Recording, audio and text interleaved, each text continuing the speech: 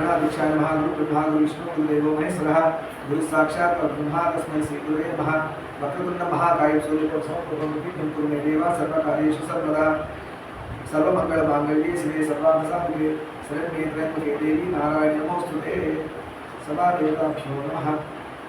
నిన్నటి రోజున అమ్మవారు సృష్టికి ఫస్ట్ స్టార్ట్ ఎక్కడితో స్టార్ట్ అయింది? అహంకారంతో స్టార్ట్ అయింది. అహం నేను నేను నేను లేకపోతే ఏముందా? నువ్వు ఉన్నావు కాబట్టి నీ గుర్తొస్తుంది. నోమిత అనేది ఉందనుకోండి, నేను నోమిత అని అనుకున్నందుకే నీకు మీరు అందరూ కనబడుతున్నారు. నేనే లేకపోతే నీకు ఎక్కడున్నాయి? ఇవేవి లేవు అసలు. అంటే ఎక్కడ స్టార్ట్ అయింది? అహం నేను అని చెప్పాను. అదే ఎక్కువైతే అహంకారం, అది డేంజర్. మూల కారణం అక్కడి నుంచి స్టార్ట్ అయిందంట అని అమ్మవారు చెప్తున్నారు. ఎవరు చెప్తున్నారు? శివుడికి చెప్తున్నారు. అవ్యక్తం నుండి వెలువడిన అయమహమాస్మి అనే పరావాణియే పరహంస రూపమైన తొలి అహంకారం. అవ్యక్తం కనబడిన దాని నుంచి కనబడేది వచ్చింది. నేను నిన్న కూడా చెప్పాను, కనబడనిది కనబడేదాన్ని కంట్రోల్ చేస్తుందని చెప్పాను. కనబడింది ఏంటి? వాయువు. మనం తీసుకునే ఆక్సిజన్ కనబడుతుందా? రాత్రి పడుకున్నా కూడా మన కంట్రోల్లో లేదు, అదే నడుస్తుంది. మనం ఏమన్నా మెషిన్ పెట్టుకొని అప్ అండ్ డౌన్ చేస్తున్నాం ఆక్సిజన్ని. ఏదైతే వస్తువు మనం పట్టుకోలేమో, ఏదైతే మనకు కనబడదో అది మనల్ని కంట్రోల్ చేస్తుంది. దేని కంట్రోల్ చేస్తుంది? కనబడే వస్తువు. ఇక కనబడుతుంది, టచ్ చేయగలుగుతున్నా, తెలుస్తుందా? సెన్సేషన్ అన్ని తెలుస్తున్నాయి. సో కనబడని వస్తువుని కనబడని వస్తువు కదిలిస్తుంది. అలానే ఈ కనబడే వస్తువుని కనబడని వస్తువు దైవం అది కదిలిస్తుంది. దేవుడు ఉన్నాడని చెప్పడానికి ఒక్కడే పుస్తకం. దేవుడు ఉన్నాడు అంతే. కనబడతాడా? ఎందుకు కనబడు? కనబడతాడు. గురువుగా కనబడతాడు, తల్లిగా కనబడతాడు, తండ్రిగా కనబడతాడు. మనం గుర్తించట. అది ఆజ్ఞ. అమ్మని తిడతాం, నాన్నని తిడతాం, వాడు చెప్పింది వినాం, గురువు చెప్పింది అసలే వినాం, అందుకే ఇట్లున్నాం. నాలా వింటేలా ఉంటాం, మహారాజులా ఉంటాం. గురువు సింపుల్ ఒకటే, ఇది వద్దు అంటాడు, చేయకూడదు. ఇది చెయ్యి అంటాడు, చేసేయాలి. గురువు దగ్గర డిస్కషన్స్, ఫర్దర్ అమెండ్మెంట్స్, కరెక్షన్స్ ఇవన్నీ ఉండవు. ఎప్పుడైనా గుర్తుపెట్టేవాడు. గురువు దగ్గర ఏమవుతుంది? Command, order. ఇలా పెట్టుకుని ఆర్డర్ తీసుకోవాలి గురువు దగ్గర. ఏం చేయమంటారు స్వామి? ఇంతేనా? ఇంతే, అంతే. లేదు, అమ్మాయి మొక్కుకొని నాన్న మొక్కుకొని గురువు చెప్పాడు, చేశాడు. మా విజిత్ అలా చేస్తాడు, అలా చేస్తాడు. కొంతమంది ఉన్నారు పేర్లు ఎందుకు. విజిత్ అయితే 100% నేను చూసింది. వాళ్ళు ప్రాక్టికల్ వాడు అలా చేసుకుంటూ వస్తారు లైఫ్ స్టైల్. వాడు అన్నీ 95 అవుతాయి. ఏదైనా తీసుకో అన్నీ 95. కొన్నిట్లో 100% అని చెప్తాను. ఏమా అలానే ఉంటాడా? తెలిసిన వాళ్ళకి బాగా తెలుసు వాళ్ళ గురించి. సరే, అలా నేనే కారణం. కొంతమంది స్టూడెంట్స్ ఉన్నారు మెల్లమెల్లగా అదే రూట్లో ఉన్నారు కూడా.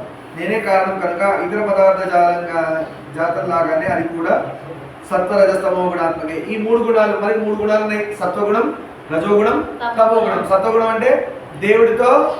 ఇప్పుడు ఇదంతా సత్వగుణంలో ఉన్నాం మనందరం. ఏం చేస్తున్నాం? దేవుడి గురించి తెలుసుకుంటాం. ఇది సత్వగుణం. ఇది అయిపోగానే రజోగుణం, తమోగుణం వస్తుంది మనకి. ఏంటి? వాడేం చేస్తున్నాడు, వీడేం చేస్తున్నాడు, క్రికెట్ మ్యాచ్ ఏమైంది, స్కోర్ ఎంత వచ్చింది, ఇంట్లో వాళ్ళు ఏం చేస్తున్నారు, బయట వాళ్ళు ఏం చేస్తున్నారు, నన్ను కొట్టిన ఫ్రెండ్ ఏం చేస్తున్నాడు, నా డీరెస్ట్ ఫ్రెండ్ ఏం చేస్తున్నాడు, రాత్రి ఇంటికి వెళ్ళి ఏం తినాలా, పొద్దున ఏం చేయాలా. ఇదంతా రజోగుణం. కోరికలు ఎట్లా వచ్చేసినాయి? వచ్చి మీద రాక్షసుల్లా పడిపోతారు. ఇవన్నీ ఏంటి? రజోగుణం. తమోగుణం, మీరు 2 గంటలు చదువుకోవడానికి కూర్చోగానే 2 గంటలు దగ్గర పడుతూ ఉండగానే తమోగుణం స్టార్ట్ అవుతుంది. ఈ కాళ్ళు వేసి ముందుకెళ్తాయి, తర్వాత ఈ కాళ్ళు వేస్తుంది, తర్వాత ఈ చెయ్యగా ఉంటుంది. అమ్మ కాలు ఎక్కడో నొప్పి, మెడక ఎక్కడో నొప్పి, కొంచెం నడుము మారుస్తే బాగుండు, కొంచెం నడుము ఇట్లా పెడితే బాగుండు, ఇంటికి 1 గంట పడుకుంటే బాగుండు. దానికి తమోగుణం. లేజినెస్ కావచ్చు, నిద్ర కావచ్చు, అలసట కావచ్చు, ఏదైనా కావచ్చు. లేదంటే మార్క్స్ అనుకోండి, ఇగ్నోరెన్స్ అంటే చూస్తుంది. ఈ 3 గుణాలు ఎక్కడి నుంచి వచ్చినాయి? అమ్మవారి నుంచి వచ్చాయి. మరి ఈ 3 గుణాలు అమ్మవారు ఎందుకు ఇచ్చారు? తప్పు కదా. ఎందుకమ్మా నాకు ఇన్ని కోరికలు ఇచ్చావు అంటే తప్పు అయిపోతుంది. ఆమె ఇచ్చింది మనకే, మంచిగే. చాకి ఇచ్చి కూరగాయలు కోరంటే పీక కోసుకుంటాను, నేనేం చేయను అంటే. నీకు చాకి ఇచ్చాను, హాయి కూరగాయలు కోసుకుని వండుకొని తిప్పా అంటే నువ్వు పీక కోసి కొడుకు కోసి అందుకే ఇచ్చింది. ఆమె ఇచ్చింది ఎందుకంటే రజోగుణం. ఆమె ఎందుకు ఇచ్చింది? నాకు మంచి భార్య కావాలి, నాకు మంచి ఉద్యోగం కావాలి, నాకు తినడానికి ఇది కావాలి, ఇవన్నీ ధర్మమే కదా. ఇలాంటి కోరికలు కోరరా అంటే వాడు నాన్సెన్స్ కోరికలు కోరుతున్నాడు సినిమాలను చూసి. ఇదంతా కట్టే పైన మాత్రమే ఉండాలా హెయిర్ స్టైల్, ఇదో కోరిక రజోగుణంలో. ఇదంతా పోతుంది పొలం, పైన మాత్రమే పంట పండుతుంది. ఎందుకని బట్టతల నయం, ఇక్కడంతా ఉండి పైన మాత్రం పోయి ఉంటుంది ప్లే గ్రౌండ్ లాగా. ఇది చెప్పడానికి దరిద్రంగా ఉంది. ప్లే గ్రౌండ్ అర్థం కాదు, ఎన్నో మరి తెలియదు, రకరకాల రోగాలు. మానసిక రోగం అంటారు కదా తెలుసా. అందరూ ఒక ఫామ్లో వెళ్తుంటే వీడు ఒక్కడి తేడా పోతాడు, అది మానసిక దౌర్బల్యం, మానసిక రోగం అంటారు. There is a problem with the mind. అందరూ నీట్ ప్యాంట్ వేసుకుంటాడు, వీడు చించేసుకుంటాడు. ఏ దరిద్రం అయితే చించుతుంది, చించుతాడు కూడా కుడతాడు. ఎందుకు అర్థం మొత్తం చించుకో గాలాడుతుంది. టాన్ జీన్స్ ఎందుకు ఆ రోగం? ఇది కూడా మానసిక రోగం. నాన్న కలియుగంలో రాను రాను రాను రాను మానసిక రోగాలు ఎక్కువ అవుతున్నాయి, గుర్తుపెట్టుకోండి. ఫిజికల్ డిఫార్మిటీస్ కంటే ఫిజికల్ రోగాలు ఉంటాయి కదా, స్మాల్ పాక్స్, చికెన్ పాక్స్, లేదంటే ఇంకేమైనా కావచ్చు, ఏదైనా క్యాన్సర్ ఏదైనా కావచ్చు. ఫిజికల్గా ఉన్న డిఫార్మిటీస్ కంటే సైకలాజికల్ డిఫార్మిటీస్ చాలా ఎక్కువ ఉంటాయి. అసలు డాక్టర్లే కనుక్కోలేకపోతున్నారు. ఆడవాళ్ళు పెళ్లి చేసుకుంటారు, మొగలు పెళ్లి చేసుకుంటారు. అది కూడా ఒక రోగమే. ఇదేం రోగం బాబు? ఏం లాభం చెప్పండి? ఎవరికన్నా ఏమైనా ఉపయోగం ఉందా? ఆడవాళ్ళు పెళ్లి చేసుకుని మగవాళ్ళు పెళ్లి చేసుకున్న వల్ల సొసైటీకి కానీ ఎవరికైనా ఏమైనా ఉపయోగం ఉందా?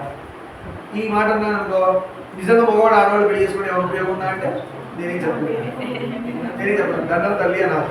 అలాగే ఆయన తండ్రి దండం నీకని చెప్పాలి. సృష్టి ఏం చెప్పింది? పెళ్లి అనేది మగవాడు ఆడవాళ్ళని చెప్పారు. ఇదేం నాన్ సెన్స్? మన గ్రేట్నెస్ ఏంటంటే మన ఇండియాకి అలాంటి డిఫార్మిటీ ఇంకా రాలే. సైకలాజికల్ డిజార్డర్ ఇండియాకి అంటలే, వేరే కంట్రీస్ కంటే. ఎందుకు? They are weak minded fellows. మనలా కాదు. రాముడు నడిచిన భూమి, గురువులు నడిచిన భూమి, ధర్మమైన భూమి. ఇక్కడ గంగా గోదావరి నదులన్నీ ప్రవహించిన భూమి. ఈ నీళ్ళు తాగుతారని బుద్ధులు వస్తాయా? రావు. మరి ఇక్కడ ఇలాంటి వెస్టర్న్ కల్చర్ ఎక్కడ వచ్చిందంటే ఈయన పోయి అంటించుకొని వస్తున్నాడు. ఇక్కడి నుంచి పోతారు కదా ఫారెన్ ఎడ్యుకేషన్. ఫారెన్ ఎడ్యుకేషన్ అంటే ఇది తీసుకొస్తున్నాడు వాడు. అక్కడ ఉన్న టెక్నాలజీ ఇక్కడ తీసుకురావట్లే. ఇక్కడ బాగా ప్యాంట్ షర్ట్ వేసుకుని అక్కడి నుంచి వచ్చే చెడ్డీలో వస్తుంది. చూడండి, నెత్తికో హెడ్ ఫోన్ ఉంటుంది, చేతిలో ఏదో ఇక్కడ పెట్టుకుంటాడు పెద్ద బాట్లాగా, దానికి ఒక వైర్ ఉంటుంది. ఏదో షాప్ ట్రీట్మెంట్ ఇచ్చాడు, వాడు నెత్తిలో తెలుసా నేను పెడతాడు, పెట్టానిగా కొట్టుకుంటాడు. వాడి నెత్తి పెద్ద హెడ్ ఫోన్స్. అంటే వాడు ఫారెన్ బ్రాండ్ అని తెలవడం కోసం ఆ దరిద్రం అనమాట. చెడ్డీ ఇక్కడ వరకు ఉంటుంది, ఆ దరిద్రుడికి టీ షర్ట్ ఏమో చెడ్డీ దాకా వెళ్తుంది. చూసారు, టీ షర్ట్ కూడా మంచిగా ఉంటుంది, కిందకి ఎక్కడ పోతుంది. మోకాలు దాటి టీ షర్ట్, చెడ్డీ ఏమో పైకి వచ్చి ఉంటుంది. అది పైన కింది పోయింది, కింద పైకి వచ్చి ఉంటుంది. హెడ్ ఫోన్స్ ఇంత ఉంటాయి, తలగా ఎక్కడ ఉందో కనబడదు మధ్యలో, ఎందుకంటే హెడ్ ఫోన్స్ అని కదా ఫారెన్ అంటే. అట్లుండాలి రూల్ ఉందా? ఏమో అలా ఉందా? ఎక్కడ రాశారు? మన ఫారెన్ ఓపెన్ చేయండి. నిజంగా ఫారినర్స్ అట్లా ఉన్నారు చూడండి. నిజంగా ఫారినర్స్ అట్లా ఉంటారు. మీరు కాంటాక్ట్ చేయండి. ఒక యూఎస్ఏ వాడు వస్తాడు, ఒక ఆస్ట్రేలియా వాడు వస్తాడు. ఏముంటారు తెలుసు వాళ్ళు? వాళ్ళ డ్రెస్సింగ్ చూస్తే ఫార్మల్, నీట్ కట్, మంచి హెయిర్ స్టైల్, కావాల్సి వాడు ఏం పెట్టుకుంటాడు, నీట్ కోట్, షూ. వాడు ఇండియాకి వస్తే ఎట్లుంటాడంటే జర్మన్ సూపర్గా రైట్ అంటాం. మన దరిద్రులే ఇక్కడ ప్యాంట్ పడిపోయి అక్కడ పోయించుకొని వేసుకొస్తాడు. షర్ట్ ఇక్కడ తీసుకెళ్ళి అక్కడ లాగి పెద్ద చేసుకొని వస్తాడు. మీరు అంటే ఒక చుట్టాలు ఒక ఎగ్జాంపుల్ చెప్తాం. మా చుట్టాలు ఒకళ్ళు ఉన్నారు, వాళ్ళు యూఎస్ పోయారు. అంటే మన దరిద్రులు ఎట్లా ఉంటారు చూడండి. మా చుట్టాలు తిట్టట్లేదు, ఏమనుకోదు, ఒక ఎవరితో అవుతుందో కానీ వెళ్ళారు యూఎస్ పోగానే ఇక్కడి నుంచి వెళ్ళేప్పుడు బోర్డు కూడా చేయించుకొని పోయారు. తిరుపతి గుడి దాకా మొత్తం క్లీన్ షేర్ పోయారు. అక్కడ పోయి చూ ఋషిలాగా వచ్చారు. ఇంత గడ్డము, ఇంత పెద్ద జుట్టు, ఇవి అవి అన్నీ చూస్తే మేమే గుర్తుపట్టలేదు. ఏంటి స్వామీజీలో ఉన్నాడు, ఏ దీక్షలో ఉన్నారా అంట. అక్కడ మంగళకర్తలకి ఎక్కువ అంట కాస్ట్. ఇండియాకి వచ్చి చేయించుకున్నా దాచిపెట్టుకున్నాడు. చూసారు కక్కుర్తి ఎట్లా ఉంటుందో? ఇలా ఉంటుంది మన కక్కుర్తి. గురువులు అందుకే నేను తెలివైన వాళ్ళు. ఇక్కడ ఎంత చెప్పినా మారట్లేదని ఫారెన్ పోయి చెప్తున్నాను. చూడండి, గురువులు ఎందుకు పోవాలండి ఫారెన్ అంటారు. ఈషా ఫౌండేషన్ ఏ గురువుని తీసుకోండి, ఫారెన్కి వెళ్ళి ఎందుకు చెప్తున్నారంటే అక్కడ మారిస్తే చచ్చినట్టు వీళ్ళు మారుతారని వీళ్ళు అక్కడ పోయి నేర్చుకొని వస్తున్నారు కదా. మెడిసిన్ అక్కడ వేస్తే అక్కడికి తిరగడానికి ఏముంటుంది, అక్కడంతా బాగుంది. సో అక్కడ కూడా గంగా ఉంటుంది, ఇక్కడ గంగనే తెస్తారు. లేదంటే ఇక్కడ ఉన్న మూసిని తీసుకెళ్ళి అక్కడ పెడితే అక్కడ మూసి ఇక్కడ వస్తుంది, గబ్బు వస్తుంది. అర్థమైంది? అందుకు గురువులు ఫారెన్ ట్రిప్స్ ఎక్కువ వేస్తున్నారు. ఎందుకంటే అక్కడ కల్చర్ మార్చుకుంటూ వస్తే మీరు ఇక్కడ వింటే కదా అక్కడ పోయి వింటాడు బుద్ధిగా, అది నేర్చుకొని వస్తాడు. So India will be safe.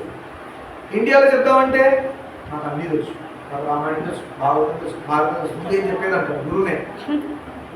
बहुत पढ़े, यूट्यूब ऐसा खोले तो पूरा वही रामायण ही आता, मेरे दिमाग में है అంటాడు. ఏం చేసి వస్తాడా? రాముడు ఆదర్శం అంటాడు, నాకు రాముడు ఆదర్శం అంటాడు. రాముడులా ధర్మం ఉంటాడా?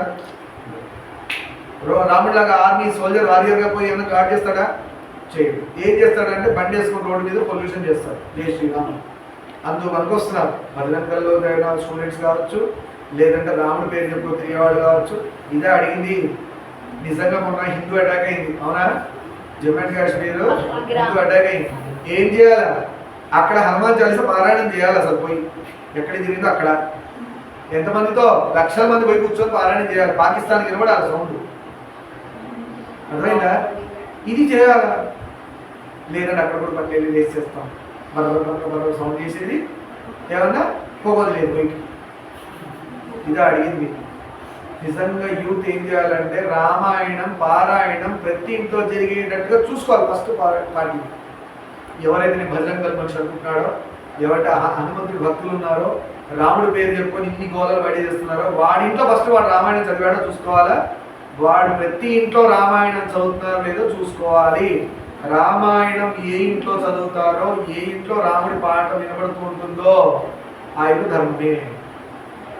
వాడిని చూస్తే రాముడు కొడుతారు, వాడిని చూస్తే రాముడు కొడతారు. అన్న తమ్ముడు కొట్టుకుంటున్నారా? అరే ఏం కొట్లాడుతున్నారా? రామాయణం చదివారా? రాముడు అలా తిట్టాడా భరతుడిని? భరతుడు రాముడు అలా తిట్టాడా అని చెప్తాడు. వాడి నోట్లోంచి వచ్చేది మొత్తం రామాయణమే. ఎవరైనా అవసరం ఉందా? హనుమంతుడిలా పరిగెత్తుతాడు ఎప్పుడే. ఎందుకంటే రాముడి కోసం హనుమంతుడు పరిగెత్తాడు కదా, తనను కూడా చూసుకోకుండా.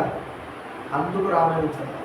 రామాయణం ఎలా చదవాలంటే నీకు ఏది కనబడ్డా రామాయణం కనబడుతూ ఉండాలి. ఎవరికైనా అవసరం వచ్చిందా హనుమంతుడు, లేదంటే గుహుడు.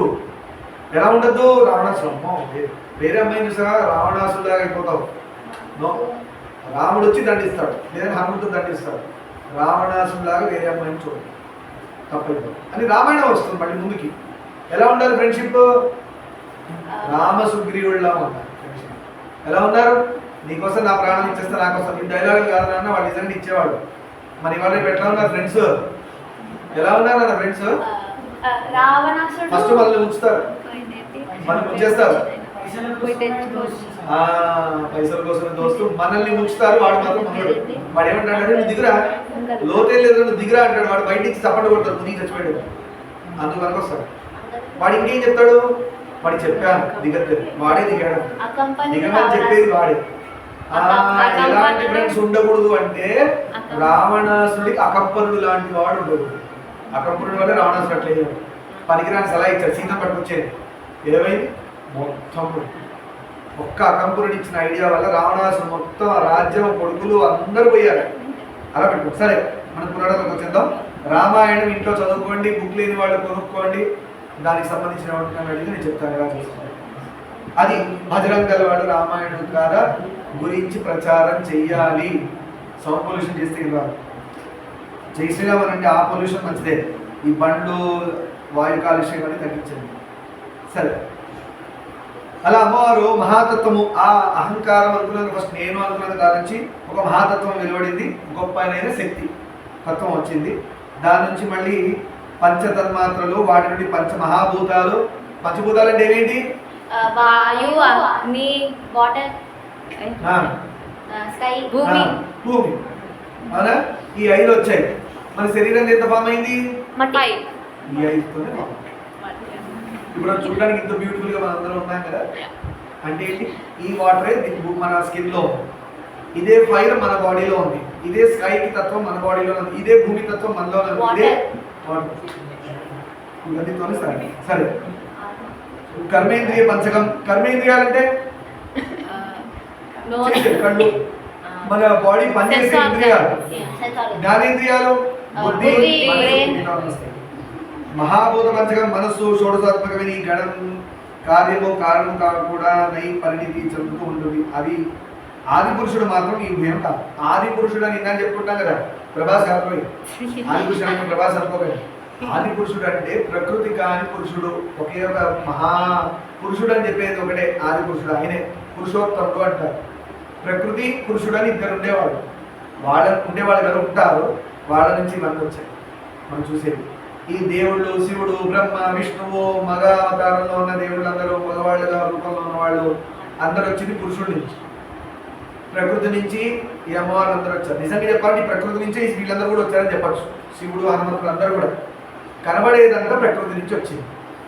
కనబడినా ఫీల్ అయినా సెన్స్ ఏదైనా కూడా మనకి స్పర్శ ఏ విధంగా తెలిసినా పీల్చినా వినబడ్డా ఇవన్నీ ప్రకృతి నుంచి వచ్చింది. ఇది కానిది పురుషుడు అని చెప్పడం కష్టం. ఎలా ఉంటాడంటే ఎలా చెప్తాం? గాలి అంటే ఫీల్ అయ్యామంటే అంటాం, లైట్ అంటే చూసామంటే అంటాం, కాలిందనుకో వేడి అంటాం, టచ్ అయితే కొంచెం ఏదో చెప్తాం, తింటే ఒకలా చెప్తాం. ఇది ఏది కానిది పురుషుడు అంటే ఎలా చెప్తాం దాని డిస్క్రిప్షన్? కానిదనే చెప్పాలి, ఇదేది కానిదే పురుషుడు. సరే, ఇంకో 5 minutes.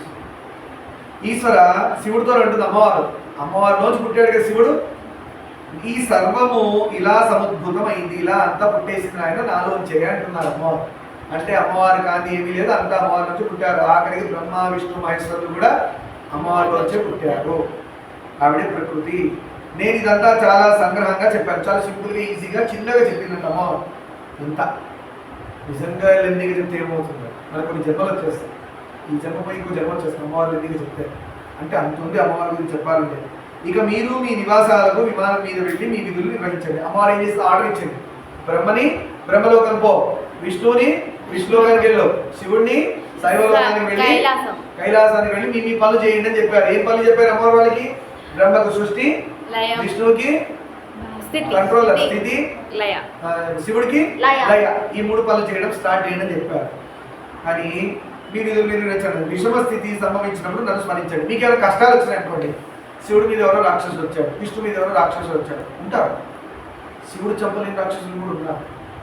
చంపలేండి, ఆయన చంపలేక కాదు, బ్రహ్మదేవుడు విష్ణు ఎవరో దగ్గర వరం తీసుకుంటారు, వాళ్ళ మాట నిలబెట్టడం కోసం ఇది చంపరు. రావణాసుడు ఎగ్జాంపుల్, అవునా? రావణాసుడు ఎవరు చంపగలరు? ఏ దేవత చంపలేరు, మనిషి మాత్రమే చంపగలరు. ఆ వరం పట్టుకొని మరి ఏం చేస్తారు? అందుకే నేను సుందరకాండ చెప్పడం ఎంత బాగా చెప్తాడు. సుదర్శన చక్రం వేస్తే రావణాసుడి మీదకి విష్ణుమూర్తి, ఆ సుదర్శన చక్రం ఘాట్లు ఉన్నాయంట భుజం మీద, ఆ పంపం ఘాట్లు ఉంటాయి ముందు, ఆ ఘాట్లు మానిన ఘాట్లవి అక్కడ ఆయన ముద్రలు కనబడుతాయి రావణాసుడి మీద. గరుడు ఫైట్ చేసిన ముక్కు అవి ఉంటాయి ఆయనకి. అలా గదంతో కొట్టిన గదతో కొట్టిన దెబ్బలు అచ్చులు ఉన్నాయి. చంపలేకపోయాడు. ఎందుకు? వాళ్ళు చంపలేక కాదు, ఆ బ్రహ్మదేవుడు మాట నిలబెట్టడం కోసం. ఈ ముగ్గురు వేరు కాదు కదా, ఒక్కడ మాట కూడా నిలబెట్టుకుంటారు. ఆ విధంగా బ్రతికి బయటపడ్డారు రాక్షసులు తెలివిగా. అయినా కూడా ఎక్కడో ఒకటి చావచ్చు, ఏ రూపంగా వచ్చింది? రాముడు మానవుడుగా వచ్చి తప్పేస్తాడు రావణాసుడు ఎగ్జాంపుల్. అలా వాళ్ళకి కష్టం వచ్చినప్పుడు నన్ను స్మరించండి అన్నారు అమ్మవారు. బ్రహ్మ విష్ణు మహేశ్వరులకే కష్టం వస్తేనే అమ్మవారిని తలుచుకుంటారు, వాళ్ళని కాపాడతారు. ఎలా మధుకైటములు బ్రహ్మని ఇబ్బంది పెట్టడానికి ట్రై చేస్తే అమ్మవారు విష్ణువుని పంపించి వాళ్ళని చంపించారు. అంటే విష్ణు యొక్క కర్ణమలం నుంచి వచ్చిన వాళ్ళకి ఎంత శక్తి ఉంది? బ్రహ్మ సతాయించే శక్తి ఉంది. విష్ణు చెవిలో ఉన్న మలం నుంచి పుట్టిన రాక్షసులకి బ్రహ్మ సతాయించే శక్తి ఉంది. విష్ణువుకి 5000 సంవత్సరాలు ఫైట్ చేశాడు వాడితో. ఆయన చెవులోంచి పుట్టిన రాక్షసులకి, ఆ మలంలోంచి పుట్టిన రాక్షసులకి 5000 సంవత్సరాలు యుద్ధం చేశాడు విష్ణుమూర్తి వాళ్ళతో. ఇది ఆయన చెవులో అంటే ఆలోచన చేయండి, క్యాల్కులేషన్. విష్ణువులోంచి వచ్చిన రాక్షసులు 5000 సంవత్సరాలు విష్ణువు చంపడానికి యుద్ధం చేశాడు. సరే, నన్ను స్మరించండి, నేను మీకు దర్శనం ఇస్తాను. మీకు ఎప్పుడైనా కష్టం వస్తే నన్ను స్మరిస్తే నేను ఎప్పుడే దర్శనం ఇచ్చి మీ కష్టాన్ని తొలగిస్తాను అని పలికి దేవి అంతర్హితం కాగానే మేము అక్కడి నుండి కొంత దూరం వెళ్ళేసరికి ఎప్పటిలాగే పురుషాకారాలు దాల్చి ఆశ్చర్యచకితం అయ్యాం. ఆ మణిద్వీపంలో రాగానే మేలంతా ఏమైపోతున్నారు? ఫిమేల్ అయిపోతున్నారు. అలా బ్రహ్మ విష్ణు మహేశ్వరుడు మణిద్వీపంలోకి వెళ్ళగానే ఫిమేల్గా మారిపోయారు. ఇప్పుడు మణిద్వీపంలో నుంచి బయటకు వస్తున్నారా? ఒక బౌండరీ దాటంగానే మేలుగా మారిపోయారు. మళ్ళీ శివుడు రూపంలోకి వచ్చాడు. బ్రహ్మ విష్ణు ముగ్గురు మగవాళ్ళుగా మారారు. అంటే మణిద్వీపం యొక్క ఆ ద్వీపం నుంచి బయటకు వచ్చారు. నిజంగా ఎర్త్ మీద ఇలాంటివి ఉన్నాయి, కొన్ని ఆకాశంలో ఉన్నాయి. ఇప్పుడు మణిద్వీపం ఎర్త్ మీద ఉందంటే లేదు, ఆకాశంలో ప్లేస్లో ఉంది. సాధనలో దొరుకుతుంది. అలాంటివి చాలా ఉన్నాయి. సాధనలో పట్టుకోండి. ఎలా తెలుస్తుందంటే సాధన చేయండి. ఎలా చేయాలంటే గురువుని అడిగితే చెప్పాడు, అలా చేయండి. అనంతరం విమానం దగ్గరకు పోయి దానిలో అధిరోహించి చూసాం కదా, ఆ సుధా సముద్రము లేదు. ఇప్పుడు విమానం ఎక్కి మళ్ళీ ఇంటికి రావాలి కదా, వచ్చేటప్పుడు ఏం చూశారు? పాల సముద్రం చూశారు. ఇప్పుడు విమానం ఎక్కగా పాల సముద్రం లేదు, మాయమైపోయింది. అంటే అమ్మవారు సృష్టించి తీసేశారు. నెక్స్ట్ ఆ ద్వీపము లేదు, మణి ద్వీపము మాయం. విమానం ఎక్కగా అంటే అమ్మవారు అన్ని డిసపియర్ చేశారు. మళ్ళీ ఆ దీవి లేదు, అక్కడ మేము తప్ప ఇంకెవరు లేరు, వీళ్ళు ముగ్గురు ఉన్నారు, ఇంకెవరు లేరు, అంత మైనది. విమానం ఒక్క తెలుస్తుంది, స్పేస్లో ఎవరు లేరు, వీళ్ళు ముగ్గురు ఎలా ఉండాలి పరిస్థితి ఆలోచించండి. లోన్లీగా మనం రూమ్లో ఒక్కడ ఉండలేము. ఇంత పెద్ద స్పేస్ ముగ్గురే ట్రావెల్ చేస్తున్నారు విమానంలో, ఎవరు లేరు, ఏమీ లేవు. సరే, ఆ తర్వాత మేము వచ్చి పూర్వం మధుకైటములో వరింపబడిన ఆ మహావనంలో నా జన్మస్థానం మీద తామరపు దగ్గర విమానం దిగాం. మొత్తానికి ఎక్కడైతే మధుకైటము చనిపోయారో అక్కడ వచ్చి విమానం ఆపితే మీరు దిగేశారు అని చెప్పి ఇక్కడ పురాణం శుభఫలం రేపటి రోజున మళ్ళీ చెప్పుకుందాం. రేపటి రోజున కంపల్సరీ చెప్పుకోవాలంటే శంకరాచార్య కష్టపడి మనకి ఇచ్చారు కాబట్టి కొంచెం పురాణం చేసుకొని పూజ చేసుకోండి. సర్వం శివమామహేశ్వర పాదాలు లోకా సమస్తాన్ సుఖినో భవంతు. శాంతి శాంతి.